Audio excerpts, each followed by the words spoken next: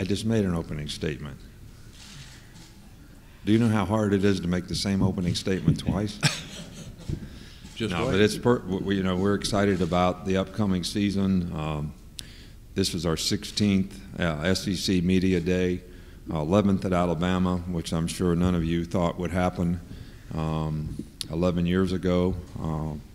We have tremendous challenges, this season in terms of our opener with Florida State, as well as the competition in the SEC, which I think will be very, very good, and the parity in the league is going to be great. We have a very young team. We lost a lot of good players, so the opportunity that a lot of young players have on a team and how they develop over the course of the summer, which is going very well, and in fall camp will certainly determine how successful we can be. We're very proud of the program that we've been able to establish at Alabama, not in terms of how many games that we won, but in helping players be more successful in life or having been involved in the program, whether it's personal development, academic support, and the history of academic success our program has had, or how we develop players and develop teams to be able to be successful and guys to develop careers to play at the next level. So with that, I'll allow you to ask questions. Raise your hand. We'll get a microphone to you. Coach, first question on the right. How's it going, Coach? Andrew Kaufman, ABC 17 in Columbia, Missouri. I was just wondering, how have you seen Hale Henches develop since he got to Alabama 2 years ago? Well, Hale has been a great contributor in our program in more ways than just as a player. He's a great person. He's a fantastic student. He sets a great example and cares about his teammates. Is really someone that anybody in this room, including me, could emulate and probably be better because of it. And he's been a really good football player for us. He's a very, very good blocker. He's got good hands. Maybe not the speed to vertically stretch you down the field, but his ability to execute on a consistent basis because of the kind of character, intelligence, and attitude he has is been very beneficial to our team and to him. Coach, next question here from Joe Whalen. Hey, Coach, Joe Whalen, ABC 33 reporting Birmingham. When you have so many talented running backs, we're used to being the feature back on their given team in one football. What kind of challenge does that present keeping everyone happy? Well, look, there's a lot of competition at that position, and there's only one ball, so they can't all run it at the same time. But I think it's a challenge for each one of those guys to develop, and fortunately for us, we have some guys at that position who are different styles of players, which makes it easier to create roles, for those players. And hopefully the competition is going to make each and every player better. It's obviously a position that has the shortest shelf life in the NFL because of injuries. So to have depth at that position could be something that is beneficial to our team long term. And certainly I hope every player recognizes that and can stay focused on doing what they need to do to play the next play and continue to improve and get ready when their opportunity presents itself. Coach, front right. On the front right. Hey, good morning, Coach. This is Ryan Fowler, Tide 102.9 in Tuscaloosa. You mentioned going into your 11th season. I sat down with Jim McElwain yesterday, and I asked him what has allowed Nick Saban to take one step ahead of the competition. Self-scout, what is the biggest change? What is the biggest change from Nick Saban 2007, 2017? How have you stayed one step ahead of the competition? Well, that's kind of hard to answer. I think we're pretty systematic in our approach, but I think the most important thing about continuing to improve is you have to be able to self-assess. And I think that's important for all of us, and I think it's important for players. And I also think as you self-assess, you can take criticism from other folks. And that's important in your development because you listen and learn, from that and have an open mind about how things change and how you need to implement change in your program to make it better. Flexibility is a very important part of how you sort of continue to aspire to create a standard, not just leave it the same or keep it the same all the time. Look, everybody's got to play to their strengths. You know, if you get 26 guys out throwing fastballs, don't lose it in the bottom of the ninth throwing a changeup. We have a philosophy, and that philosophy doesn't change. But how we implement that philosophy changes quite a bit to benefit the player's opportunity to be successful personally, academically, and athletically. And we try to continue to create more value for players. So they come to Alabama because they have a better chance to be successful. And that's what we try to create through the commitment that we make in whether it's personal development programs, academic support, career development, having a great coaching staff to help them develop as players. So all these things we're trying to continue to have all these areas ascend to a better way. Coach, next question here, center left. Hey, Nick, Michael Cobble, WRC, Baton Rouge, Louisiana. 16 years, you talked about the pride that you have in the program. When I think back to trying to raise the money for the Cox Academic Center, the things that you were able to do, not only have you elevated the schools that you were at, LSU and Alabama, but have you also, do you think about or take pride in kind of rising the tide for all of the conference and all of college football, for that matter? Well, you know, we love the conference that we're in. I think the SEC is one of the best competitive venues as a conference in the world. I mean, especially when it comes to football and football programs and great coaches and passion for the programs and the schools that our fans have. And I never really think of it that way, and I don't really know that we've had any impact on the conference. We try to have the best possible program because our number one concern is our players. You know, I want the players to have the best chance to be successful in life because they were involved in the program. And if that's something that somebody can learn from and do better for their players, then I'm all for it. I think if we can continue to do that, we can continue to attract, you know, the right kind of people to be in the program so we can continue to be successful, which is what we're all striving to do. Coach, next question, Rick Carley here to the far left. Hi, Coach. Rick Carley, Fox 6. You look back at your success over the years. Is it harder to reach the top of the mountain or harder to stay there? Well, since you use the analogy, I think when you're climbing a mountain, you always look up. You never look back. So we don't look back. What's happened in the past will have no effect on what happens this season or what happens in the future. So when you're climbing, you're always looking forward. But when you climb a mountain, very few people get to the top.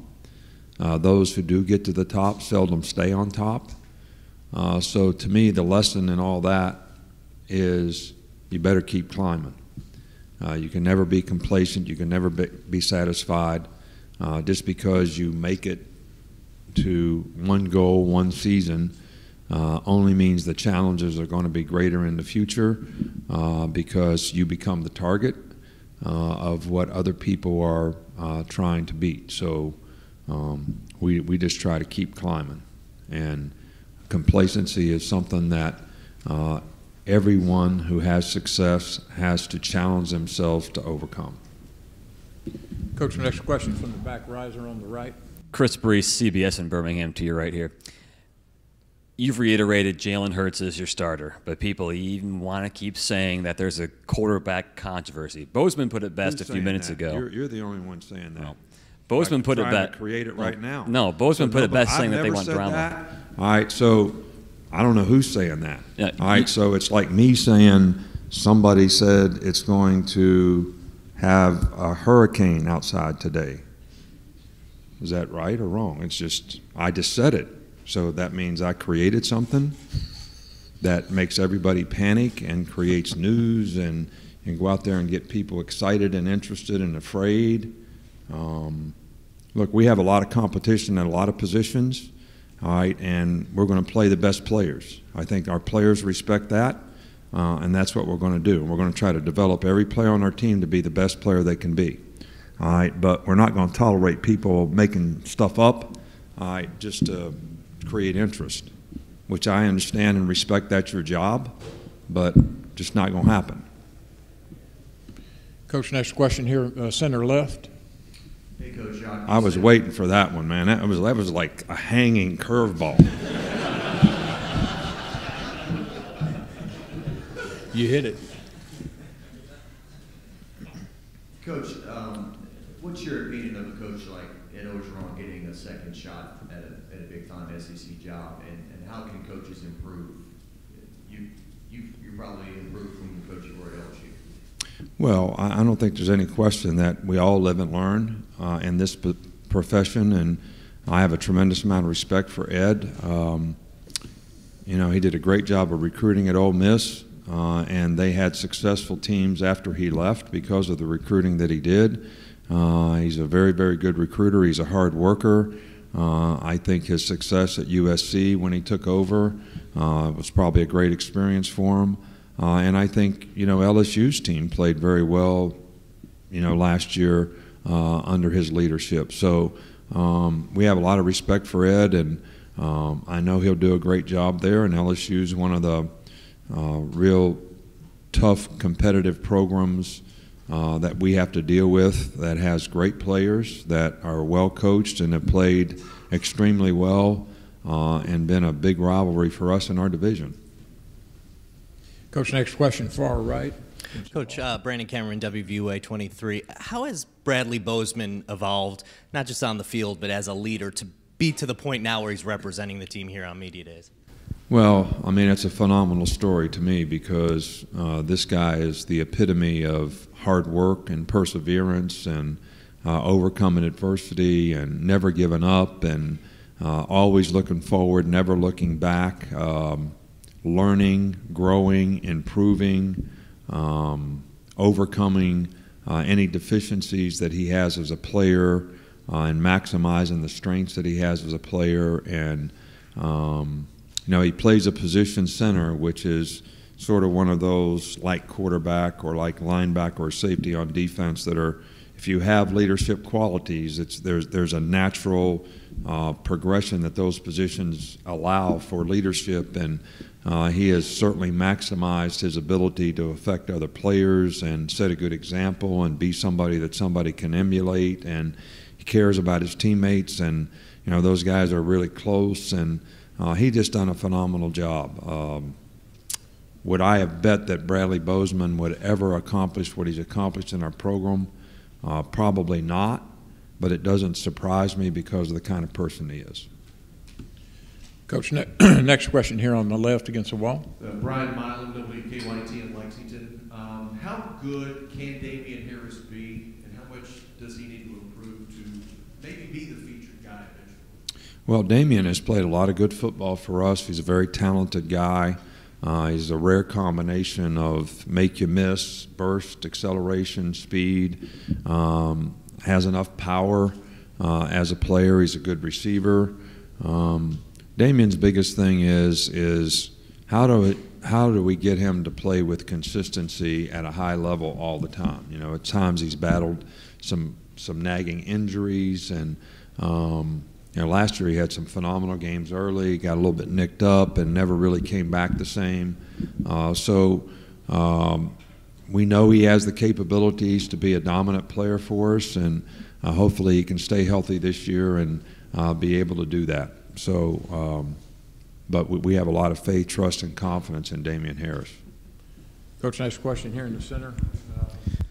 Coach Mike Uver, Watch Fox, South Carolina. A guy like Christian Miller, a guy that came out there, does everything he asked you to do, special teams, working his way up. A guy that doesn't start, though, but he goes out there, he makes the most out of his opportunities.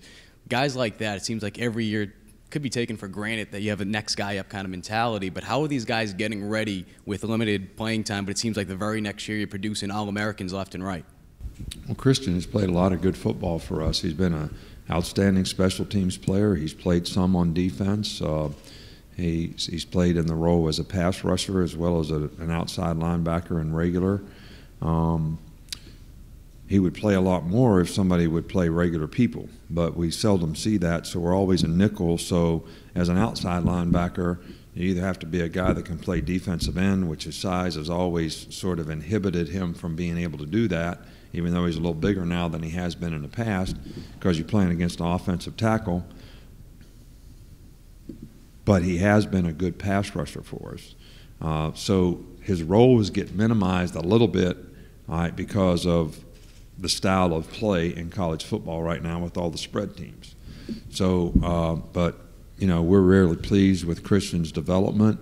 Again, you're talking about a guy that's a great student, very smart, really a tremendous asset to our team in every way and everything that he does in terms of affecting other people and being a hard worker. And, you know, right now he's a starter in regular, but how much we'll play regular this year, we may play a few teams that actually will give us an opportunity to do that. So, and we're confident that he can be a good contributor in pass rushing on third down.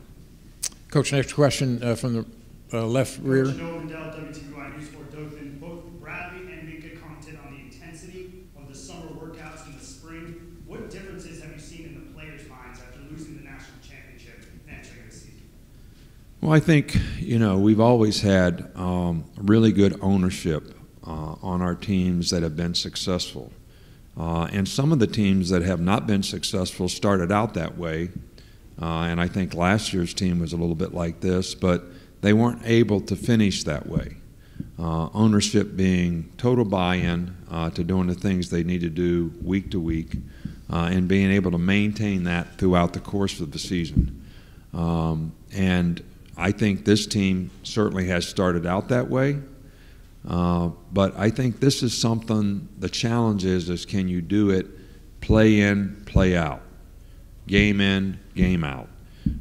Since 2010, any game that we've lost has been by 7 points or less. So that's one play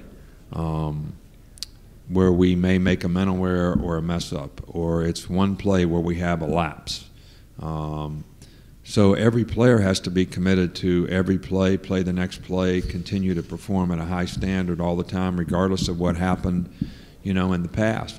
So teams have to demonstrate that over time.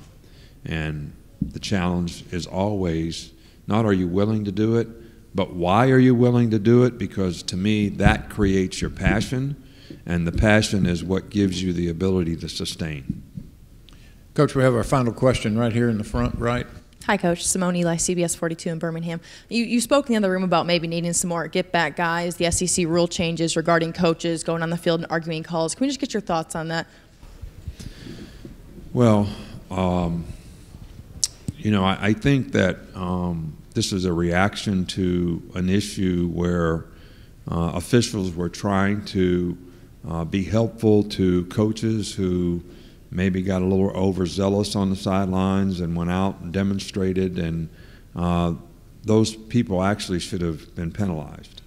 And I think everybody sort of acknowledges that now. So now we've made a rule that is really, really difficult, almost like taking a sledgehammer to a fly. And so it's going to create a standard where we really have to be under control on the sidelines, all coaches. There's a lot of intensity in the game. There's a lot of emotion in players and coaches alike. And I hope that this rule is not too restrictive and doesn't have an impact on a game because of a penalty that is a little frivolous, I guess, as a reaction to what's happened in the past. But I agree that we needed something done. Too many coaches were going out to the hash mark, too many coaches making demonstrations, but we had a rule. We shouldn't have been able to do that then. And I've been guilty of that a few times where, you know, they should have given me a penalty. But that's something that we're going to have to do a much better job of in terms of any coach on the sidelines, in terms of how they respect the officials. And we have a tremendous amount of respect for officials, man. My dad was an official, was an umpire in baseball, you know, officiated games. So I've always had tremendous compassion for the job that they have, the difficulty of that job, and the integrity that they all have in trying to do a good job. And I think our SEC officials are some of the best in the country. Coach, thank you very much.